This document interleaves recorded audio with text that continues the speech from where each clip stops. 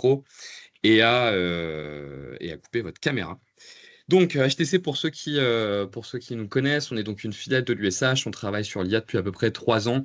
On a accompagné entre 80 et 100 comités de direction sur la question de l'IA, beaucoup autour d'acculturation, et on accompagne aussi au déploiement de solutions et à la création de stratégies autour de l'IA. Et donc, on va vous accompagner aussi durant les 45 minutes qui vont suivre. Et je laisse Malek et Lionel se présenter. Malek Mechter, directeur conseil chez A56 autour de l'écosystème IT de l'habitat social. Lionel Régis Constant, moi je suis le directeur de la BU IA chez A56. Ça fait une douzaine d'années voilà, que j'implémente des solutions d'intelligence artificielle. Puis je suis aussi le président d'une association qui s'appelle Neoned IA, qui parle d'éthique et d'intelligence artificielle. Donc un sujet qui me passionne particulièrement. Et peut-être juste pour préciser 2 mots, pour que vous puissiez comprendre aussi pourquoi on vous propose ensemble ce webinaire. En fait, on est deux institutionnels qui avons l'habitude de travailler ensemble sur les questions d'outillage des bailleurs. HTC connaît très bien les métiers des bailleurs et vous allez voir que c'est assez important quand on veut travailler un projet IA. A56 aussi connaît bien les métiers, mais connaît surtout très très bien les questions d'environnement technologique des bailleurs. Et donc, on s'est dit que c'était une bonne complémentarité, d'autant qu'on a l'habitude de travailler ensemble. Alors, l'idée de ce webinaire, c'est qu'on puisse vous donner un petit peu des clés de lecture pour comprendre comment construire sa stratégie intelligence artificielle et sa stratégie IA. Mais en fait, nous, ce qu'on voit aujourd'hui, c'est que dans le secteur, vous avez, on va dire, une bonne partie des bailleurs, pas tous, mais qui ont déjà fait leur temps d'acculturation, qui est souvent la première chose à faire quand on veut travailler sur l'intelligence artificielle. C'est vrai qu'il y a besoin de comprendre de quoi on parle quand on parle d'IA, et c'est sûr que pour démarrer une stratégie sur l'intelligence artificielle, il est nécessaire dans un premier temps de s'acculturer, d'acculturer ses collaborateurs, ses testeurs et d'acculturer son codir également. Donc on va pas trop se concentrer là-dessus dans le webinaire. Le but du webinaire, c'est surtout de comprendre comment on peut passer à la phase de mise en avant. Et là, vous allez voir que selon nous, en fait, il y a un premier élément qui est central, c'est d'aller voir les métiers pour identifier les potentialités, sourcer et vraiment comprendre quels sont les besoins des métiers en termes d'outillage. On vous expliquera pourquoi, Lionel notamment vous expliquera pourquoi. Et ensuite, on peut passer à une phase de mise en action, de construction de la feuille de route qui permet ensuite de déployer des premiers outils. Lionel, ce que je te propose, c'est de te laisser la parole pour que tu puisses nous décrire un petit peu qu'est-ce qu'un bon projet d'IA génératif dans l'habitat social. N'hésite pas à me dire quand tu veux que je passe les slides. Ok, pas de souci. Ce qui est important, voilà, c'est un petit peu de resituer la chose, hein. Finalement, quand on parle d'intelligence artificielle, on parle surtout d'intelligence artificielle générative, donc de type ChatGPT. C'est quand même une technologie qui est finalement hyper neuve, hein. On parle de 2023, de début 2023. Et je pense que de la fin 2023 et l'année 2024, ça a été pour la plupart des entreprises, la plupart des organisations, un peu la recherche des cas d'usage. Quels étaient les cas d'usage qui pouvaient s'appliquer à l'intelligence artificielle, quelles étaient les possibilités, etc. Et des fois, un petit peu des difficultés pour les gens de se projeter à partir d'un chatbot, de voir exactement à quoi est-ce que ça pouvait servir pour les différentes organisations. Et maintenant, on est arrivé voilà, à un degré un peu plus de plus grande maturation, où les cas d'usage commencent un peu à se multiplier, surtout avec l'augmentation de la puissance de l'intelligence artificielle qui augmente quand même très rapidement. Voilà, tous les 2-3 mois, il y a des nouveaux modèles qui arrivent avec des nouvelles possibilités, donc des nouveaux cas d'usage qui sont un petit peu associés. Donc là, l'idée c'est un peu de montrer en fait quels sont les prérequis. Qu'est-ce qui va constituer en fait le fait qu'un projet d'intelligence artificielle soit bien adapté pour les organisations et en particulier pour l'habitat social?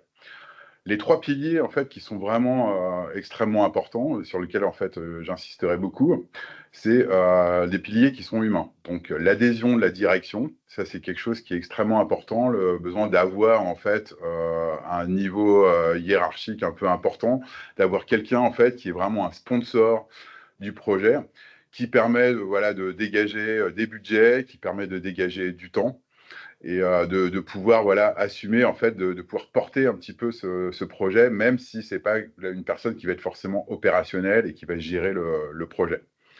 Le deuxième élément, qui est peut-être d'ailleurs le plus important, c'est la participation active des métiers. Souvent, lorsque des projets d'intelligence artificielle sont un peu bancals, c'est parce qu'en fait, l'une de l'essence en fait, de la définition d'un bon projet d'IA, c'est de pouvoir un peu modéliser l'intelligence des métiers, de voir en fait quelles vont être les différentes tâches ou les différents ensembles de tâches qui ont assez peu de valeur ajoutée et qui pourraient être automatisées ou optimisées par l'IA. Et pour avoir une vision fine et une vision efficace de ces différents process, ce qui est important, c'est d'avoir une participation qui est vraiment active des métiers, que les métiers vraiment contribuent au projet. Ce sont eux les experts, ce sont eux qui ont la connaissance. Et lorsqu'il y a vraiment une participation active, plutôt que d'avoir des gens qui sont nommés et qui vont un petit peu à reculons, c'est vraiment l'un des premiers jalons en fait d'un succès de l'IA. D'autant plus que même une fois que les applications d'IA ont été modélisées et qu'elles sont mises en ligne, ça peut arriver aussi que lorsque les métiers n'ont pas été acculturés, lorsqu'on leur a pas demandé leur avis, finalement, les outils sont assez peu utilisés. Et donc, on se retrouve avec un projet d'IA sur lequel on peut avoir passé beaucoup de temps et qui finalement n'a pas un ROI qui est extrêmement important. Et puis la troisième condition d'un bon projet d'IA, ça je pense qu'on commence à en entendre de plus en plus parler, c'est vraiment un prérequis indispensable, c'est la qualité des données. Lorsque les données sont de mauvaise qualité en entrée, l'IA, c'est pas non plus magique. Les données vont être de mauvaise qualité, généralement, en sortie. Donc, c'est extrêmement important d'avoir une bonne qualité de données.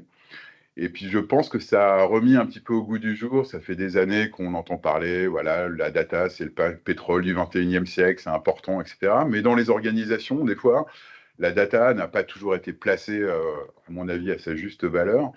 Et l'un des rôles de l'IA aussi, c'est d'accélérer justement la transformation de la data, de considérer la data en tant que centre de revenus, dans le sens noble du terme, plutôt que juste un centre de coût, juste avoir quelque chose qui est hébergé. Je rappelle juste un chiffre, 90% des données des organisations sont des données non structurées, c'est-à-dire des emails, des fichiers Excel, des PowerPoint, etc. Et l'une des puissances de l'IA, justement, c'est de pouvoir exploiter ces données pour créer de la richesse, créer des nouveaux services. On peut passer à la slide suivante. Quelque chose qui est extrêmement important à comprendre, c'est l'effet boîte noire de l'IA. Ce qu'on appelle l'effet boîte noire, c'est que l'IA générative, donc c'est basé sur une technologie qui s'appelle les réseaux de neurones. Les réseaux de neurones, c'est plusieurs milliards de paramètres avec des microneurones artificiels, donc qui sont un petit peu copiés sur l'architecture des neurones biologiques, qui sont tous reliés entre eux. Et pour l'instant, on est incapable de savoir exactement pourquoi est-ce qu'une IA générative va faire tel ou tel type de sortie. Vous pouvez faire d'ailleurs l'expérience vous-même. Si vous tapez 2 fois à ChatGPT ou Claude ou n'importe quel autre moteur, la même question avec les mêmes mots, vous aurez généralement des réponses différentes. Et pour l'instant, on n'est pas capable vraiment de pouvoir en fait prédire cette sortie. Ce qui fait que vraiment l'IA générative, donc j'appelle ça un système de prédiction sémantique, c'est-à-dire de prédiction de sens. L'IA est extrêmement douée pour comprendre le sens des questions, qu'elles soient textuelles, ou on peut aussi poser une question avec des images, également introduire un texte et avoir une image. Mais en fait, on est incapable de savoir exactement pourquoi est-ce que l'IA va générer tel ou tel type de contenu. Donc généralement, c'est avec ce qu'on appelle les prompts, c'est-à-dire que les questions, on va essayer de diriger l'IA vers tel ou tel sens. Mais la fonction le concept qui est important à comprendre, c'est que lorsqu'on veut avoir une IA qui est purement déterministe, c'est-à-dire qui va prédire des choses d'une manière extrêmement précise, dans laquelle on n'a pas vraiment le droit à l'erreur, c'est pas forcément le bon outil. Pour vous donner un autre exemple, si on peut passer à la slide suivante, lorsqu'on va faire un chatbot, souvent les métiers vont dire moi je voudrais avoir exactement tel type de réponse. Ça, c'est quelque chose qui est difficile à avoir, d'où l'intérêt d'avoir des bons KPI. Un bon projet d'IA, c'est un bon projet c'est un projet en fait, dans lequel les KPI sont bien déterminés et sur lequel en fait, on va se mettre d'accord. Et dans des projets de type, par exemple, chatbot, on va plutôt déterminer un seuil d'acceptabilité des réponses plutôt que d'avoir des réponses exactes. Donc, je peux vous donner, par exemple, des exemples précis. Si on fait un chatbot, par exemple, pour de l'assistance technique ou de l'assistance juridique, qui sont, par exemple, des cas d'usage dans lesquels il y a intelligence artificielle générative extrêmement efficace, il faudra toujours vérifier la sortie, la réponse de l'IA.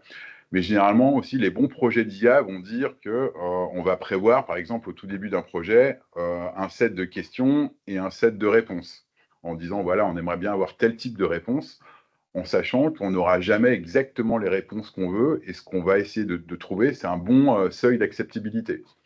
Une autre manière de trouver aussi des KPI qui soient intéressants, c'est de trouver vraiment des critères qui soient plus objectifs, comme par exemple, si vous avez donc un service qui est là pour récolter, je ne sais pas, des demandes des locataires, des choses comme ça, de voir, par exemple, de dire, ce qu'on aimerait bien, c'est que le premier niveau soit traité par un chatbot.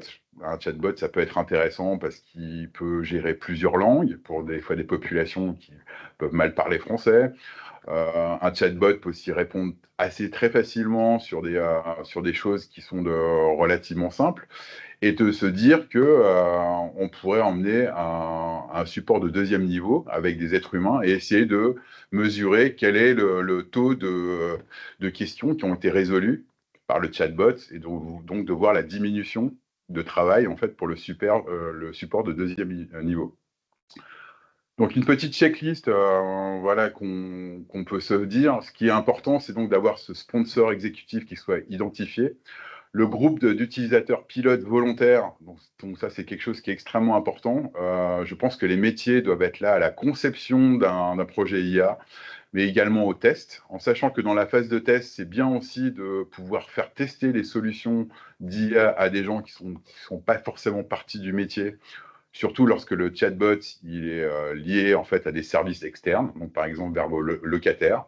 C'est bien aussi d'avoir des avis différents de gens qui ne sont pas experts dans un domaine, de faire un audit de données sur la qualité, le volume, la conformité des data. Quand je parle de conformité, on parle surtout de RGPD, donc de respect des données de la vie privée. Un budget formation et un accompagnement validé. C'est extrêmement important, voilà, de comprendre que les projets d'IA, c'est pas comme des projets logiciels classiques dans lesquels il y a un début, une fin, on va former les gens et puis on passe à autre chose. C'est une technologie qui va plus ou moins, voilà, transformer les organisations, et c'est bien de prévoir des transformations qui soient un peu à long terme, d'avoir un accompagnement, en sachant aussi qu'avec l'augmentation de la puissance de capacité de ces modèles, les cas d'usage vont changer, les réponses vont changer. Donc c'est important, voilà, de pouvoir suivre sur le moyen et sur le long terme la qualité de ces applications d'IA. Et puis, une charte d'utilisation de l'IA, on va revenir un petit peu après sur les slides suivantes. Et une équipe projet mixte, c'est bien d'avoir les métiers, et c'est aussi important d'avoir une participation de l'IT et de la DSI sur ce type de projet pour voir comment est-ce qu'on peut s'intégrer sur les structures technologiques, la stack existante. Je vais faire un petit focus sur le AI Act de l'Union européenne, qui est quelque chose qui va un petit peu changer la donne. J'allais dire bouleverser, mais je pense que c'est plutôt changer. Pour l'instant, l'État, en février 2025, il y a une définition en fait qui vient de l'Union européenne disant que les intelligences artificielles présentant un risque inacceptable pour la démocratie, la santé ou la sécurité des personnes. Donc je donne quelques exemples là-dedans. Le problème étant que les risques pour la démocratie, pour la santé, la sécurité, c'est un peu plus simple. C'est des fois des définitions juridiques qui sont un petit peu floues. Et donc, il y a énormément de discussions en fait, entre l'Union et les différents acteurs pour essayer de ramener en fait, un petit peu de précision là-dessus. Il y a une nouvelle étape du AI Act qui va rentrer en août 2025, dans lequel en fait, on va préciser, là, il y a des changements qui sont beaucoup plus importants, que les grands fournisseurs d'accès, donc ça va être OpenAI du côté de ChatGPT, ça va être Anthropic du côté de Claude, ça va être Microsoft avec Copilot, vont devoir fournir en fait les jeux de données sur lesquels ils s'entraînent, vont devoir fournir de la documentation pour montrer que voilà, les jeux de données qu'ils utilisent ne sont pas biaisés, qu'il n'y a pas des biais de genre, qu'il y ait des biais culturels qui vont favoriser telle ou telle chose, puisque finalement ces IA s'entraînent sur des gros corpus de données. Et donc si les données sont biaisées à la base, les résultats vont être également biaisés. On peut prendre des exemples. Par exemple, si vous demandez à une IA de faire générer une image avec une réunion d'ingénieurs autour de la table, par exemple, une IA, généralement, va mettre tout le temps des hommes. Donc l'idée de l'Union européenne, voilà, c'est d'essayer d'introduire des notions un peu d'égalité, de protection à l'intérieur de ça. Et en tant que déployeur, c'est-à-dire que si vous utilisez des applications qui vont aller taper sur les grands moteurs que j'ai cités précédemment, vous êtes considéré comme déployeur. Là-dessus, il y a également encore un flou juridique. La plupart des acteurs se rendent compte qu'en fait, que pour l'instant, à ce moment donné, c'est quasiment inapplicable. Que les grands fournisseurs d'accès, j'ai des doutes personnellement, qui vont fournir les jeux d'entraînement qu'ils ont faits, parce que c'est des jeux d'entraînement qui sont absolument gigantesques. Donc, ça risque de finir un petit peu comme précédemment, où ces grands fournisseurs d'accès vont plutôt payer des amendes et pour pouvoir qu'on puisse utiliser ces modèles. Mais il y a également voilà, une vraie possibilité de déployer des IA qui soient en accord avec le AI Act lorsqu'on emploie des IA open source. Un bon exemple, c'est le champion national qui est Mistral, qui a une IA qui est open source, donc elle n'est pas propriétaire. Ça veut dire que vous pouvez aussi également l'héberger au sein de votre SI, si c'est votre choix. Qui offre un service dans lequel voilà, les données vont rester dans l'Union européenne, ils vont fournir la documentation technique, et donc cette IA sera complètement compatible avec le AI Act. Bon, en tout cas, il y a un paysage juridique qui est en évolution, mais a priori, voilà, c'est relativement inarrêtable, donc je pense qu'il est important en fait juste de garder ça en considération, mais de ne pas faire trop un blocage sur l'étape du mois d'août, qui risque d'évoluer assez rapidement. Donc la nouvelle checklist avant de démarrer, une notion qui est extrêmement importante pour déployer un bon projet d'IA, c'est avoir un minimum de gouvernance interne. Donc de pouvoir à la fois réunir les métiers qui vont bien préciser les cas d'usage, qu'on va pouvoir valider avec le juridique, voir la conformité de ces cas d'usage, quels vont être le type de données qui vont être utilisées, est-ce que ces données sont bien anonymisées, est-ce qu'il n'y a pas de champ en fait, qui rentrerait en contradiction soit avec le RGPD, soit avec le AI Act, et puis aussi d'avoir un trinôme en fait, avec le côté IT, de savoir comment est-ce que cette IA va être implémentée, est-ce qu'on va la mettre au sein des murs pour faire en sorte qu'on soit vraiment pleinement autonome au niveau intelligence artificielle, ce qui peut poser voilà, quelques problématiques au niveau technologique. Est-ce qu'on va héberger ça chez un hébergeur européen, ou est-ce qu'on va passer des contrats avec Microsoft, par exemple, qui peuvent vous donner vous garantir qu'en fait, les IA sont bien hébergées au niveau européen. Tout ça, c'est des choix aussi technologiques qui sont à faire.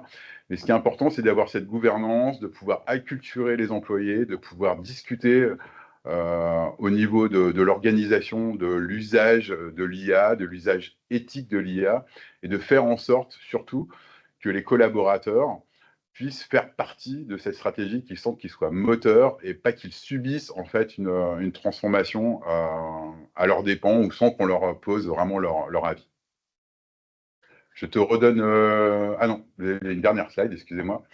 Donc, ce qui est important, voilà, c'est de pouvoir... les bailleurs sociaux, vous avez vraiment cette double injonction d'à la fois de protection, d'avoir un service social et aussi d'avoir un équilibre financier. Je pense que ce qui est intéressant quand on parle d'IA et d'habitat social, c'est de pouvoir justement utiliser ce gain de productivité qui peut être extrêmement important sur certains cas d'usage. J'avais parlé un petit peu de la réglementation, par exemple, auparavant. On peut parler, par exemple, d'IA et de recherche juridique, de conformité de documents. Voilà, c'est ce type de cas d'usage qui sont extrêmement efficients. Mais également voir que les métiers puissent trouver des cas d'usage lorsqu'il y a beaucoup de manipulations administratives, etc. Ça peut avoir une vraie efficience.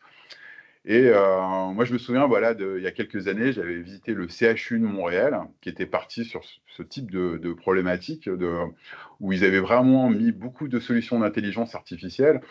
Et le résultat, c'est que ça a permis à ce que les infirmières passent 3 fois plus de temps à discuter avec les patients, à amener vraiment cette dimension humaine. Et je pense qu'une bonne implémentation de l'IA, c'est justement de pouvoir privilégier le contact humain lorsqu'il est nécessaire, d'avoir plus de temps, d'avoir plus de qualité, et de permettre de déléguer voilà, toutes les tâches qui sont à faible valeur ajoutée, de pouvoir déléguer ça avec des intelligences artificielles. Donc il y a vraiment ce triptyque de pouvoir libérer du temps pour avoir plus d'humains dans les organisations sans augmentation des coûts. Le côté technique d'avoir des IA qui soient maîtrisées, on sait quelles sont les données qui parlent dans l'IA, on sait où est le modèle. Et puis le côté conformité, le côté juridique, faire en sorte qu'on soit vraiment bien en conformité avec les différents textes de loi. Et je pense que c'est là vraiment l'un des intérêts majeurs de l'IA dans l'habitat social, c'est d'essayer un petit peu de réconcilier ces deux dichotomies entre la protection et puis la rentabilité financière qui est nécessaire pour pouvoir faire votre métier. Benjamin? Et ce qu'on voulait aussi, en prolongement de ce que Lionel vient de vous présenter, on voulait aussi vous donner un petit peu à voir sur où en est le secteur du logement social dans l'implémentation de l'intelligence artificielle. Comme on vous l'a dit au début, c'est vrai que la plupart des bailleurs ont fait leur acculturation. Pas tous d'ailleurs, hein, mais c'est nécessaire de le faire. Beaucoup arrivent à avancer sur des outils grand public. Et c'est vrai qu'il y a un passage qui doit se faire sur les outils spécifiques, qui est en train de se faire, mais qui peut prendre un peu de temps. Sur les questions de la maîtrise d'ouvrage et du patrimoine, vous pouvez, si vous voulez, screener la slide, mais on voulait vous donner un petit peu à voir sur ce qui peut exister aujourd'hui. Ça ne veut pas forcément dire que ça existe dans le secteur, mais que ça existe peut-être dans les agents qui travaillent pour le coup sur les questions de la maîtrise d'ouvrage du patrimoine. Donc sur les questions d'études d'opportunité, de conception de projet, de réalisation d'opérations, d'exploitation maintenance et de décarbonation, on commence à avoir des appuis possibles de l'IA qui vont de la détection des fonciers disponibles à l'analyse des offres reçues et les sélections de candidats quand on essaye de monter et concevoir un projet. C'est d'ailleurs là-dessus, je pense que le secteur a le plus avancé, où on a le plus d'outils qui ont pu être déployés, jusqu'à la maintenance prédictive sur le parc, pour le coup, mais qui demande, côté bailleur, d'avoir quand même les reins un peu solides sur ce qu'on a constitué avant. C'est sûr que quand on veut intégrer de l'IA, il y a une notion de préparation à l'intégration de l'IA qui est assez importante. Lionel vous en a beaucoup parlé, il y a la question de la qualité de la donnée, la préparation de la qualité de la donnée, et c'est vrai que sur la question patrimoniale, la question de la préparation de la donnée est assez importante et c'est aussi là-dessus que nous, on peut vous aider pour le coup et qu'on peut vous apporter des choses. Sur les questions de gestion locative, là encore, nous, on a essayé de regarder un petit peu ce qui existait dans le secteur. Probablement que c'est là-dessus que le secteur est le plus mature à ce jour. Je pense que c'est pas tant lié aux opérateurs techniques, c'est pas tant lié aux éditeurs, c'est plus lié justement à la maturité de la donnée côté bailleur. Globalement, si on essaye de regarder vos données, vous avez une donnée qui est très mature sur les questions de locataires, qui est un peu moins mature sur les questions patrimoniales. Et quand je dis un peu moins mature, je suis peut-être gentil. Et on voit en tout cas que sur la question de la question de la gestion locative, en fait, il y a des potentiels qui sont assez importants sur la vie du bail, avec des choses qui sont déjà existantes et qui peuvent être déployées.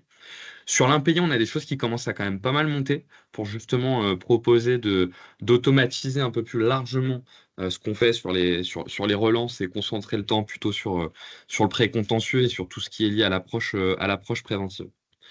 Globalement, nous, le constat qu'on fait quand on essaye d'avoir un regard global sur les différentes activités des bailleurs, je dirais que là où, une fois de plus, l'IA est le plus mature, c'est sur la relation client. Je pense même que dès aujourd'hui, il y a des cas d'usage qui peuvent exister et qui peuvent être déployés chez les bailleurs.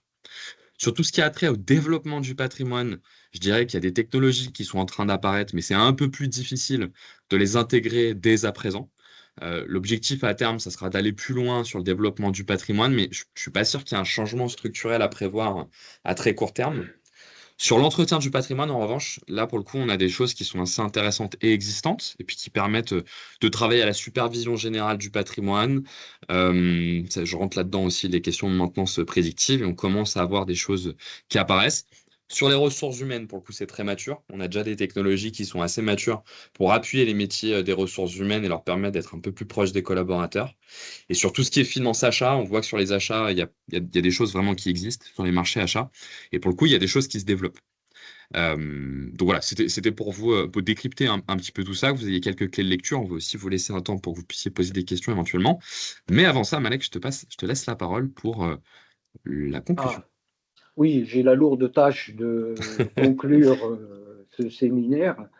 Ce que je pourrais dire, c'est après avoir eu l'exposé des étapes clés pour un projet IA et les prérequis avec Lionel, après avoir eu les quelques cas d'usage comme avec Benjamin, alors, on revient sur le thème de notre séminaire, l'intelligence artificielle, de l'idée à l'action dans le secteur de l'habitat social. Comment passer justement de l'idée à l'action?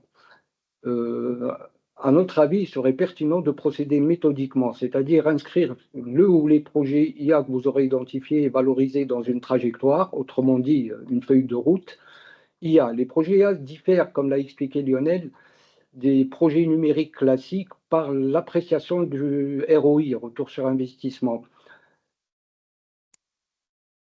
Et nous avons donc une méthode pour concevoir cette feuille de route qui a animé des ateliers métiers pour faire émerger des idées et les besoins métiers. En fait, avant l'idée, il y a peut-être le besoin. Après l'idée viendra le besoin.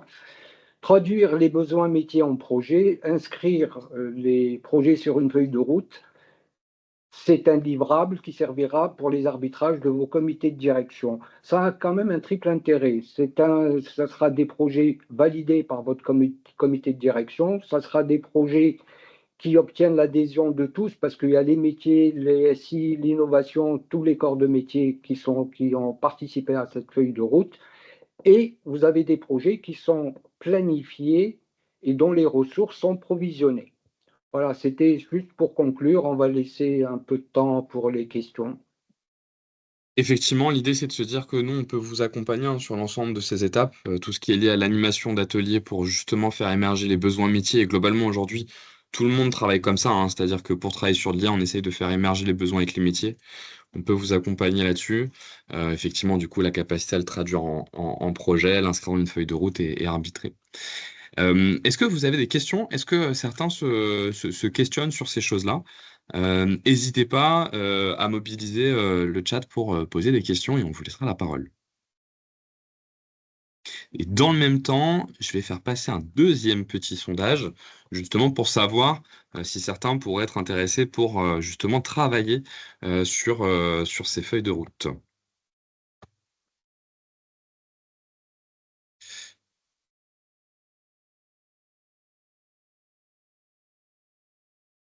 On va laisser 1 ou 2 minutes si des questions apparaissent. Pourrez-vous nous envoyer cette présentation, s'il vous plaît? En tout cas, le webinaire est enregistré, donc on va vous le rediffuser. Il faut juste qu'on voit sur la présentation, mais je Alors, pense pas qu'il y ait de limite à la transmettre.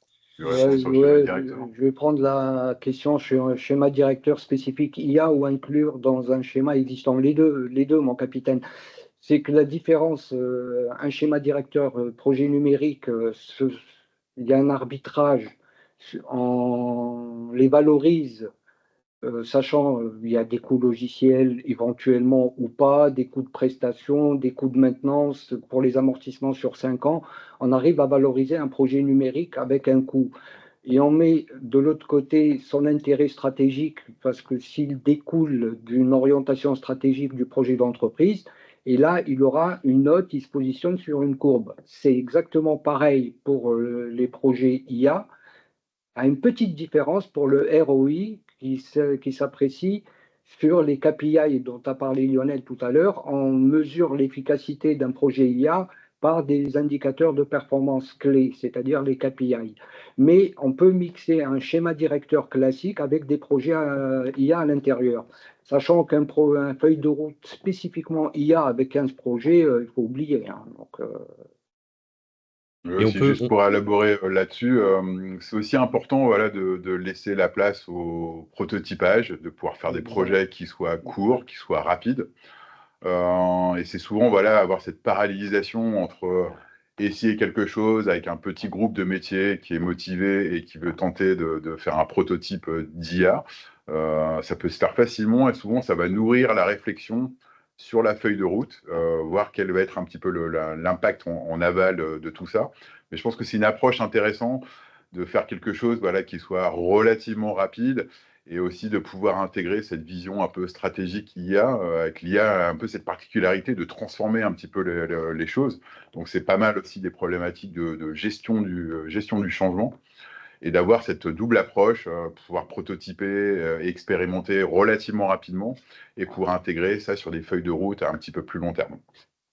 Et ce qu'on peut ajouter, ce qui est intéressant aussi, c'est de se dire que dans les ateliers métiers, probablement que va émerger des idées, des besoins que les opérationnels vont penser être de l'IA, mais qui n'est pas de l'IA. Et ça va vous permettre aussi d'alimenter, pour le coup, vos schémas directeurs ici. L'inclusion en DSI ou direction spécifique dépend des usages. Nous sommes dans un process BIM. Chez nous, avez-vous déjà vu des cas dans cette voie? Euh, Je suis pas sûr tout à fait de comprendre la question. N'hésitez pas à prendre la parole si vous voulez expliquer votre question, Monsieur Michon. L'inclusion en DSI ou direction spécifique dépend des usages.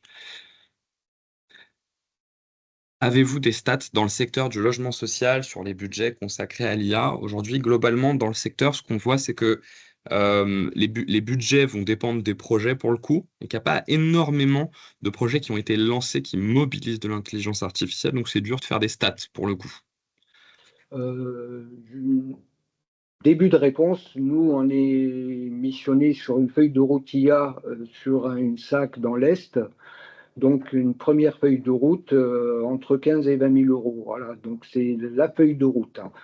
Concernant le BIM, alors le BIM, je ne peux pas citer, il y a des éditeurs qui travaillent aussi sur le sujet, il y a un éditeur qui travaille sur l'aspect vraiment patrimoine technique et qui fait du BIM et qui intègre quelques notions d'IA dans ses outils.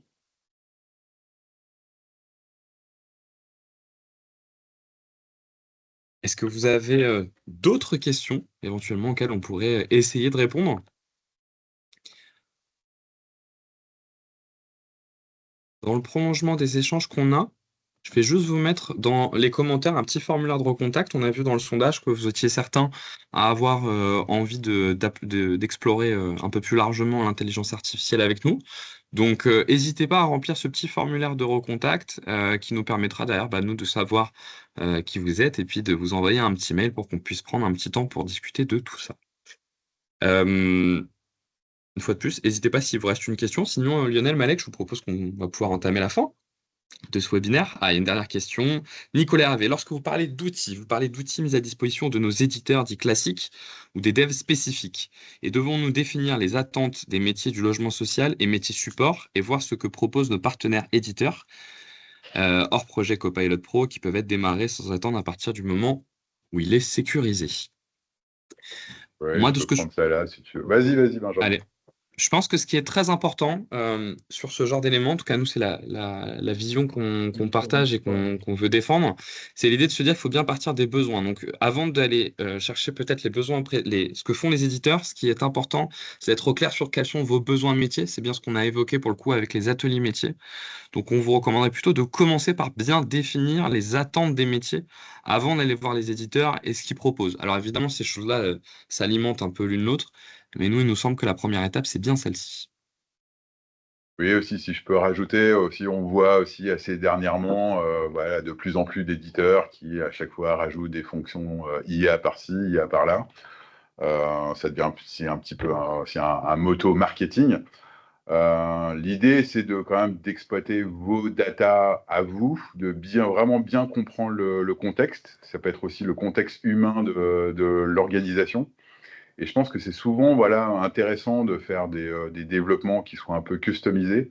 Après, des fois, lorsque vous avez un éditeur qui va vous proposer vraiment une solution clé en main qui répond parfaitement à une partie de vos besoins, pourquoi pas.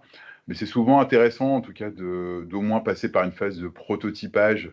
Et ça permet de regarder aussi également voilà, autre chose que la pure application IA, c'est la qualité de la donnée, voir comment est-ce que c'est intégré à l'intérieur de votre organisation, etc.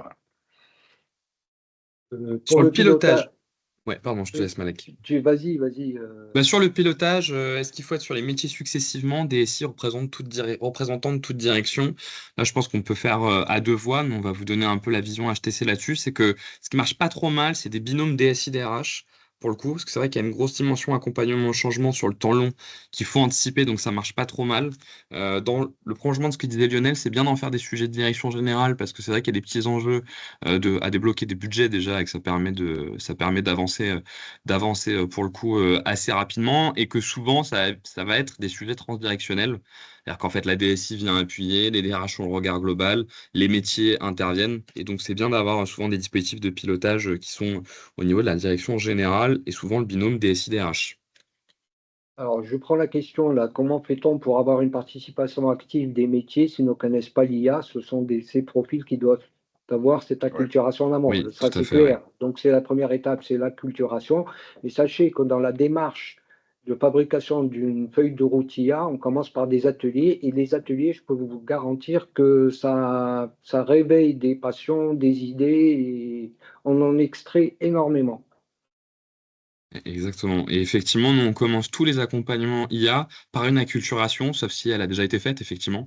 Mais en tout cas, si elle n'a pas été faite, ça nous paraît être un préalable. Et quand vous faites travailler vos métiers sur l'identification du besoin, effectivement, il faut bien compter, enfin, si vous faites sur une journée, une demi-journée, enfin, après, ça peut être très long, mais un long temps d'acculturation pour justement les aider derrière à travailler sur l'IA. Il ne faut pas les lancer dessus, sur l'idéation IA, sans acculturation, ouais.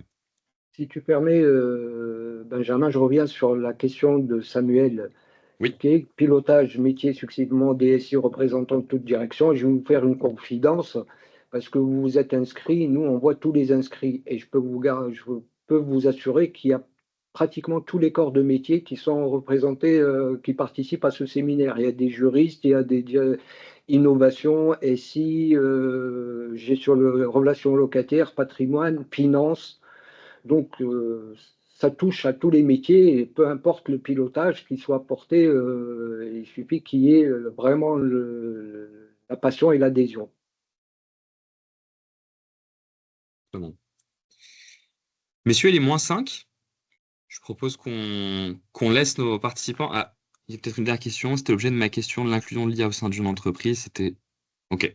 Ok, super. Donc pour le coup, on a pu y répondre par ailleurs. Je vous propose qu'on s'arrête là-dessus. Tout le monde doit reprendre à 14 heures, j'imagine. Ça permet de laisser un petit temps de respiration. En tout cas, merci d'avoir participé à ce webinaire. Et puis, on espère vous recroiser très vite sur l'ensemble de ces sujets. Je vous remets une dernière fois le formulaire de recontact. Et n'hésitez pas à le remplir si vous avez envie de travailler avec nous sur cette thématique. Merci, au revoir. Merci à tous. Merci Merci beaucoup. beaucoup. Bonne journée à vous.